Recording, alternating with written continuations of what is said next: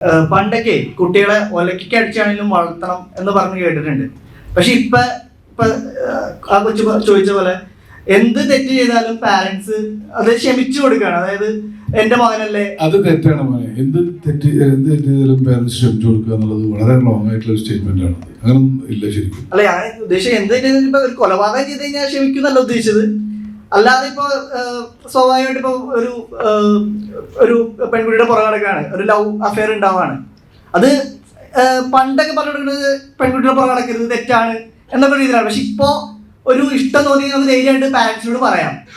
പക്ഷെ ചിലപ്പോ സ്റ്റോക്കിംഗ് ഉണ്ടാവും അതില്. അപ്പൊ അങ്ങനെയൊക്കെ ചെയ്യുമ്പോൾ അത് ഒരു തെറ്റായിട്ട് തോന്നുന്നില്ലേ? അല്ല, അത് പേരൻസിനെ അനുസരിച്ചിരിക്കും. സാഹചര്യങ്ങളുണ്ട് ഇതിനകത്ത്. അതായത് ഇപ്പം ബിസി ആയിട്ടുള്ള പേരൻസ് രണ്ടുപേരും വർക്കിംഗ് ആണ്, മകനെയും അല്ലെങ്കിൽ മകളെയും നോക്കാൻ സമയമില്ല. അപ്പൊ അങ്ങനെയുള്ള സാഹചര്യത്തിൽ അവർക്ക് പറയാനുള്ളത് കേൾക്കാൻ സമയമില്ല. അപ്പം അതൊരു ബാഡ് പേരന്റിങ് ആണ്. പിന്നെ അങ്ങനെയുള്ളവർക്ക് എനിക്ക് കുറച്ച് കേസസ് അറിയാം. എനിക്ക് ഈ സബ്ജക്ട് ഭയങ്കര ഇൻട്രസ്റ്റിംഗ് ആയിട്ടുള്ള ഒരു സബ്ജക്റ്റാണ്. അങ്ങനെയുള്ളവർക്ക് ഒരു ഗിൽറ്റ് ഫീലിംഗ് ഉണ്ട്, അയ്യോ എൻ്റെ മക്കളെ എനിക്ക് നോക്കാൻ സമയം, അതുകൊണ്ട് എല്ലാ ഇഷ്ടവും സഹിച്ചു കൊടുക്കും.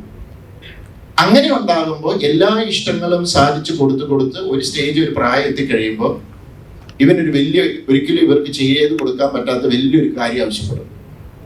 അപ്പൊ ചെയ്ത് കൊടുക്കാതെ വരുമ്പോൾ പോയി സൂയിസൈഡ് ചെയ്യുക, അത് ചെയ്യുക. കാരണം നോ കേൾക്കാനോ അല്ലെങ്കിൽ അത് ഹാൻഡിൽ ചെയ്യാനോ ഉള്ള ഒരു കഴിവ് പിള്ളേർക്ക് നഷ്ടപ്പെടും. ഇതിപ്പോ ഒരു പണ്ട് ഞാൻ ഇത് വായിച്ചിട്ടുണ്ട്, the art of saying no. പിള്ളേർ നോ കേട്ട് വളരണം. അപ്പൊ അത് പല സാഹചര്യം കൊണ്ടാണ്. ചില അപ്പനമാർക്ക് അത് അറിയാൻ വരാം, അല്ലെങ്കിൽ ചിലർ ഭയങ്കരമായിട്ട് സ്നേഹിക്കും. കാരണം പണ്ട് ഒലക്കടിച്ച് വളർത്തുന്നു പറഞ്ഞല്ലോ, അന്ന് 5 8 അപ്പൊ ഇങ്ങനെ ഓടി നടക്കുമ്പോൾ ചിലപ്പോൾ ഒലക്കൊക്കെ കൊടുക്കും. പക്ഷെ ഇപ്പൊ ആ പാട് ഒന്നേ ഉള്ളൂ. അതിനെ രണ്ടുപേരോടെ പുന്നാരിച്ച് സ്നേഹിച്ച് അത് വേറൊരു രീതിയിലാണ്. അതിനകത്തൊക്കെ കറക്ഷൻസ് വരുത്തണം. അത് പേരൻസ് ബോധവാന്മാരാകണം. അത് ഒരു ഭയങ്കര ഡിബേറ്റബിൾ ഇഷ്യൂ ആണ്. അതിനെക്കുറിച്ച് സംസാരിക്കാനാണ് കുറെ ഉണ്ട്. അല്ല, അതുകൊണ്ടാണ് ഇപ്പോഴത്തെ തലമുറ വഴിതെറ്റി പോകുന്നുള്ളൊരു പറയാറുണ്ട്. അല്ല, ഇപ്പോഴത്തെ തലമുറ അങ്ങനെ വഴി തെറ്റി പോകുന്നുണ്ടോന്നൊന്നും എനിക്ക് തോന്നുന്നില്ല. ഇപ്പോഴത്തെ തലമുറയ്ക്ക് അവരുടേതായ കാഴ്ചപ്പാടുകളുണ്ട്, അവരുടേതായ തീരുമാനങ്ങളുണ്ട്. അതിനെ അവരുടെ കൂടെ നിന്ന് ഡയറക്റ്റ് ചെയ്ത് വിടുക എന്നുള്ളതേ ഉള്ളൂ. അല്ലാതെ പഴയ സ്റ്റൈലിൽ ഇപ്പൊ പേരന്റിങ്ങിന് ശ്രമിച്ചു കഴിഞ്ഞാൽ വർക്കൗട്ട് ആവത്തില്ല. കാലഘട്ടം മാറി. കാരണം എനിക്ക് തോന്നുന്നു ഒരു 5 വയസ്സോ 6 വയസ്സുള്ള കൊച്ച് ഒരുപക്ഷെ പേരൻസിനേക്കാളും അപ്ഡേറ്റഡ് ആയിരിക്കും. കാരണം അവരുടെ ഉണ്ട് ഫോണും ടാബും. അപ്പം അതനുസരിച്ച് അതിനെ കൈകാര്യം ചെയ്യാന്നുള്ളത് ഇറ്റ്സ് ഒരു ഭയങ്കര കോംപ്ലിക്കേറ്റഡ് പരിപാടിയാണ് ഈ പേരന്റിങ് എന്ന് പറയുന്നത്. അതൊരു ആർട്ടാണ്.